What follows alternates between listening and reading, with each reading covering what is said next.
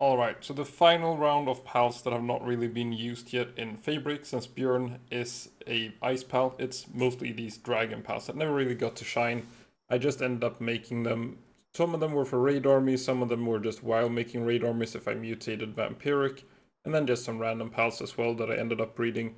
So I'm going to be trying them out in a small tournament format against Saya. They're a little bit random, two of them don't have Vampiric because they were just raid pals, but I still wanted to see how they perform with some of their exclusive skills. So that's really the general rule of this mini tournament thing, is that each pal has to use the exclusive skill if it has one.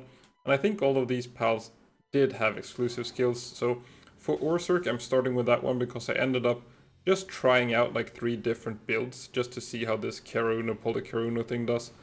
I didn't actually try out the Karuna one, but I did do one with Meteor Rain, one with Polykaruna, and one with Lightning Streak, just to compare them a little bit. And the interesting part for me there was that the Lightning Streak dealt more damage to Saya. It hit twice, like dealing 8,000 or something, than Polykaruna did, like per hit. And then it also has just way shorter cooldown time. So Lightning Streak just being superior to Polykaruna, at least against these smaller targets, but probably the bigger ones as well, because it only really hit Saya twice. And against something like Victor, it can hit more. So even if Polykaruna also hits more, this one also hits more, the Lightning Streak one. So you have a pretty quick kill here with this, instead of the Meteor one, that's a breeding exclusive. I just added it to test it, but you can see that the Polykaruna's timing was almost double the Meteor Rain timing. And then the Lightning Streak one significantly faster as well. So that was a sort of mini test included in this. For the rest of the pals, I'm just using these exclusive skills. So Omega Laser, each time I tried it, it failed to hit the first time Xenolord used it. Not sure if it's just a coincidence thing with how far away Saya is on that little raised platform in the center or something. But it does lose quite a bit of DPS there. And then it sort of does this Omega Laser, Cosmic Meteor into Omega Laser again, completely skipping the Beam Slicer on the first rotation of the loop. And then it kind of gets into this loop. So this is something that I mentioned in the how to choose skills and attacks thing, is these loops that the pals get and the animation times of attack. So even if Omega Laser and Cosmic Meteor both do a lot of damage on their own, they have such long animation times that by the time one of these skills is done, the pal could probably have used like a Holy Burst, Lightning Streak, and Airblade combo during the seconds while Xenolord is in the air here. Same thing with Libro, with Nightmare Bloom. All those super long skills just tend to have way lower DPS when paired with 2 other attacks. Just the way it kind of works out. So Xenolord, a respectable time, but still a little bit slow just because he kind of animation locks himself in that. Beam Comet from Jetragon, quite high damage and a little bit faster. Not kind of the same animation time. It even finds the time to use 2 Dragon Cannons in between here, which is a bit rare, but at the same time, I mean, it's not great. They do those Dragon Cannons and they just stand around, so it's losing quite a lot of time there. Maybe it would have been better if the animation was just like a second longer for Beam Comet, so it skipped that second Dragon Cannon. Because even if if you have 1 second left on the cooldown and the pal uses Dragon Cannon, it just stands around for 4 seconds. So then you're losing like 3 seconds of doing nothing. So you would rather just wait that extra second. So for a lot of pals, these filler skills were actually a downgrade. So for this particular loop, it's probably a pretty big downgrade. But it still ends up being quite fast. Beam Comet, surprisingly good single target damage and pretty quick to use. So Ryu, this is, I think this is also suffering from the same thing as Xenolord, where the animation, it's a little bit quicker, but it's not great. But at least Ryu is untargetable while doing this. The bad part for Xenolord is that while he's in the air, he can still get frozen by Diamond Rain and stuff like that. He can get stunned by these random blade attacks that Saya does, just stopping the attack. So Ryu has a bit of an advantage there. But then the DPS of this skill is a little bit weaker just in terms of damage, but it is a little bit faster as well. So it depends a little bit on if the animation is long enough to skip the loop or if it's or skip the Dragon Cannon or not. Ryu also has the benefit of using the basic dragon attack. It doesn't use the fire attack, so that's nice. It's a downgrade for some pals and an upgrade for some pals. It depends a bit. You kind of want dark and electric, and if you can't have that, ice is pretty good. And if you can't have ice, I guess dragon is the fourth best one. Ice is just neat because it also has that stun aggregate, so you can get some free survivability there without. So pretty good time for Rio. These dragon pals are getting some pretty quick kills. It feels like, just judging by the skills and watching this fight play out, I would probably say that Blast Cannon is the best attack. And then you have Beam Slicer, because sometimes when you use Beam Slicer and Saya jumps back, the entire thing misses. While if she jumps back, she just gets hurt by other blasts against Blast Cannon. And this Mystic Whirlwind, it's supposed to be really good. It's probably super strong against Victor and pretty weak against Saya, because I feel like it's hitting, how much is it hitting, like 5 times, 6 times, something like that. I think it's supposed to hit the full 10 on most pals to really shine as an attack. But it probably has a decent animation. It has quite a long wind up there if you compare it to something like Flare Storm or those Sand Tornado, Grass Tornado attacks. And not a huge amount of damage, so I feel like just throwing in Air Blade or Lightning Streak here might have been better. But that wasn't the case for Elphidran. It's called Wyvern Ryu, but don't get confused, that was just me messing around. Not sure, how much is this doing? Not a whole lot. Then he misses because he's blind. The dark aggregate. The reason I rate the electric one high is because it has the shocked effect and no minimum range. You can pair it with Rock Burst and Air Blade for the great success. Dark, kinda like the electric one, just loses out on the electrify bonus. Blind bonus isn't that good really. Not super helpful. And then the ice is just neat because of the freeze. Dragon is neat because it's super effective against a lot of the dark pals. This game has a lot of dark pals. And sadly, Elphidran loses. So it never got the W there. I'm not sure if I mentioned it already in the video. Each one of these pals is getting 2 fights with these builds. Except for Orserk, which got like 6 fights because I wanted to try the Lightning Streak versus Polycharunos. And then I just added Meteor Rain because why not? So Meteor Rain isn't a great skill.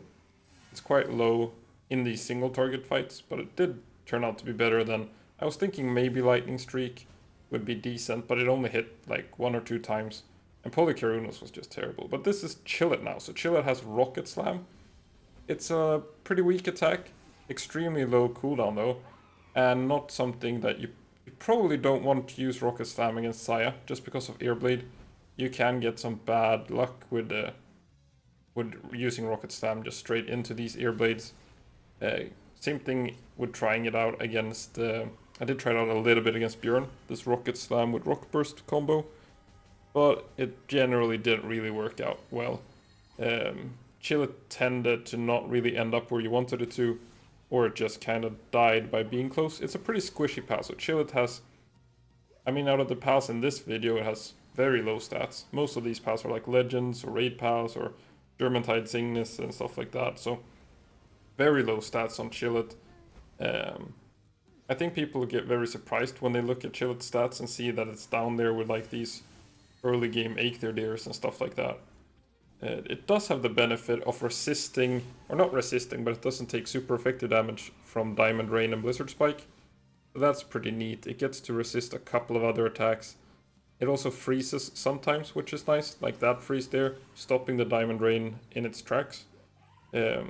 Saya probably like 0.1 second away from finishing the animation, and then it doesn't matter if she gets stunned or not. And with a surprise win there for Chillet, probably just a very small hitbox and the right elements for this fight was enough. Just like not getting hit by more than one Airblade, or if you compare, I guess, like the alpha video I made last night, the alpha hitbox comparison, like Ignis was getting hit by like 5 air blades, it was getting hit by at least 4 holy bursts, even the normal one, 10 holy bursts on the alpha one, while you have Chillet being hit by 1 air blade and 1 holy burst. So Chillet is taking like 80% less damage to these area of effect attacks. Is she stuck in the shield there? That's just the benefit of being small. I compare that Airblade hitting 5 times to just hitting 1 time against the Chillet. Seems like a big benefit. All these star mines being hit. There's something about this Aegis shield as well. Sometimes it blocks attacks and sometimes it doesn't. Even if it's the same attack. Like, you will have Diamond Rain going off and it will block a couple of them, but not all of them. Sometimes it blocks Meteor Rain. Sometimes it blocks Holy Burst. Sometimes it doesn't. It's a bit random what it blocks, but I mean, you can't complain about taking absolutely 0 damage every now and then. And it can be absolutely sick if it dodges, like, you saw there just a bunch of ones from Moonlight Beam. It can be very cool when they manage to take 1 damage from, just 1 damage from all of those Holy Bursts against Xenolord Ultra. Quite fun. So this was the Ignis one. No Vampiric, this is a Radar Impulse. I decided to show this first fight. This is what I was expecting from the Ignis. That either Starmine or Holy Burst will just one-shot it. So this is the second fight. So we got this Serpent Rush, or Magna Serpent, or something like that. I haven't actually used it a whole lot. It's very weak. Well, not very weak, but it's quite weak. It's just pretty much the exact same skill as Fireball, with just this movement thing. And here you see the movement thing working out in the second fight, dodging the Holy Burst. So that was just something neat that I want to show. So I showed the first fight just to show how Ignis does get one-shot by Starmine. And as you probably know, it also gets one-shot by Holy Burst. It can get, not one-shot, but it does eat the full Airblade most of the time. And here, Serpent thing again, Magna Serpent, dodging the Starmine. So this, absolutely a fluke fight here, if you compare it to the first fight. If any of those 2 skills hit, and even a couple of other ones, Ignis just dies. But fortunately, this movement skill can give you a bit of luck. It can also give you bad luck. It can also make that Ignis is slithering through every hit of Holy Burst and every single Star Mine. But it did get the W. Big surprise. But if you do this fight 100 times, this is probably the only win you get. Just very fortunate for Ignis that it got a W in one of these 2 fights at least, with dodging that Holy Burst Star Mine. Dodging both of them in the same fight, pretty rare. So then we have Astegon, which I think the exclusive skill for Astegon is actually very strong, especially with the super effective damage here. It's just that sometimes he takes off while using it. He kind of flies away, and he also needs to move into like closer range. Pretty fortunate there. I think the way Astegon got frozen there kind of prevented the Holy Burst from maybe even like just one-shotting him. But this skill is looking a lot better than the Elphidran one, and better than the Chillet one. I mean, this is looking like the strongest dragon exclusive, in this fight at least. Very strong. Maybe like Xenolord would have been better with just one of his exclusives, and then Blast Cannon and something, but it is what it is with that. Did use both of those attacks for this little trial run. So yeah, got to use my 9 Dragon Pals that I haven't really gotten to use in Tower Boss fights for this little video. And Astegon ended up getting the fastest kill, but then you can see that Orserk, Silvegis, Xenolord, and Ryu were the ones that actually won both fights. So Astegon lucked out a little bit with that Holy Burst dodge. Jetragon was also one of these pals that didn't have Vampiric as mentioned. So it probably would have gone 2 wins, or it would have gone 2 wins if it did have Vampiric. But otherwise it was just a speedy DPS race. Then you have that sort of very lucky Jormuntide Ignis, and Chillet actually getting 1 win, and unfortunately Elphidran losing both fights. So that's it for this quick Saya video. Thanks for watching.